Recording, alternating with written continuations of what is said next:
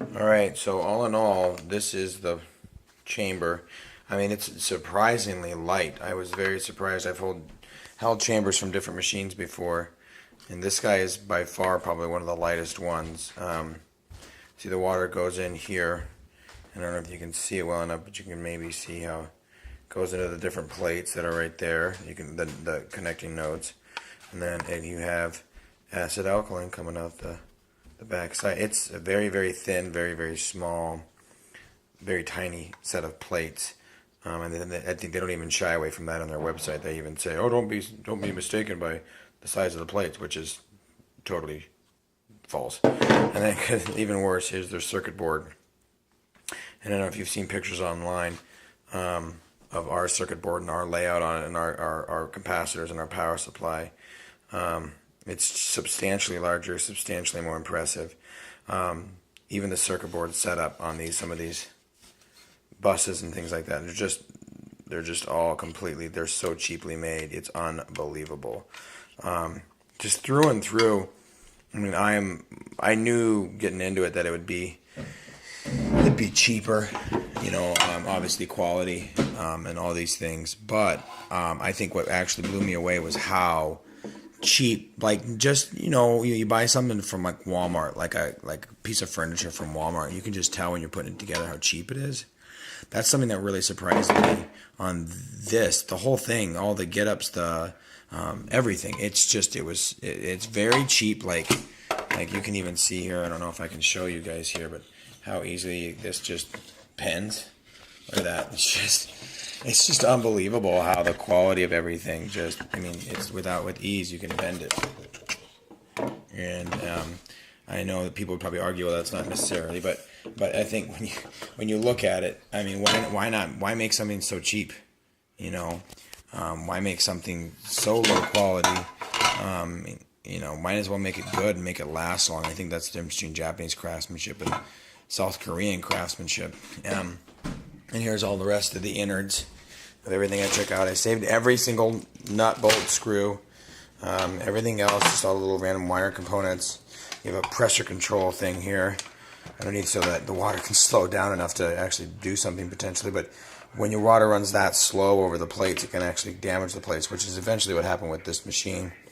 And I don't know, you can't see them in here, but the different, these elbow tees, where the water hits things and hits it and comes to a complete stop and goes another direction.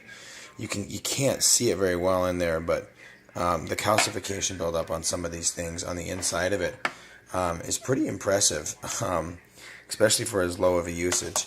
So all in all, it's was surprisingly very low quality, surprisingly very cheap setup. Even though I knew going into it, I mean, the machine obviously didn't work.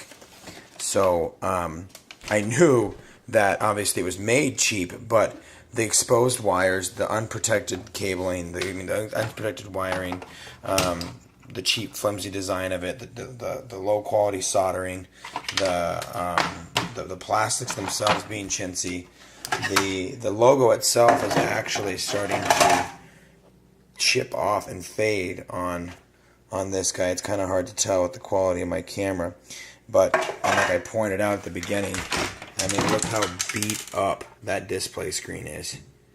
After like a year, look how beat up that is. But, that's just disgusting. And ours, like I showed you in the previous video, is, ours is 5 years old, and look at that. I mean, he's not scratched up at all, and we've transported that guy across country and shipped it to people. So, cheap, low quality design, and you kind of get what you pay for with this guy. So, overall, and as surprised as I was, I guess I shouldn't have been, because just anything made by these guys, anything made by Emcotech is not meant to last. It's just a cheap alternative. Cheap alternative. So hopefully this helps dispel any rumors out there, and hopefully it prevents people from purchasing this just low quality piece of machinery. If you do it, I think it's like $2,300, right around there, a little over 2,000. Get a JR2 model, and it'll blow it out of the water. Just literally, it'll blow it away. So that's really all I need to show you guys. It's pretty self-explanatory. When the craftsmanship is low, the plate size is small, the chamber itself is sealed, so you can never clean it. And the circuit board layout is really poorly done and really small and chintzy, and as you can see, the different qualities of it are very poor quality. So hopefully this helps, and please, please, please don't ever buy an Athena, anything from MCO Tech, anything ever made by these guys, and they're a big bulk of the different types of ionizers that are on there on the market. And a lot of them won't even say they're made by MCO Tech, but they are. You can kind of trace them back. So hopefully this helps dissuade people from ever purchasing lower quality, cheap machines. You know, cheap is cheap. You kind of get what you pay for.